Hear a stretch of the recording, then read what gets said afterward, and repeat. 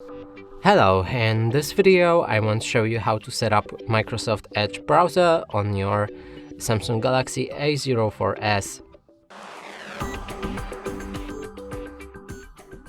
And to do this you'll need to open the Google Play Store, look for the Microsoft Edge in the top,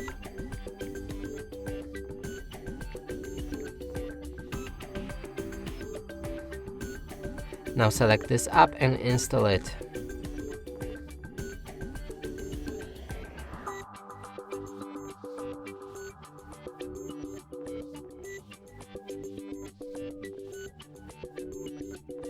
When it's ready, you should be able to open that browser. Here we can customize the browser. You can sign in to turn on synchronization. Also, you can skip it by pressing on sign in later.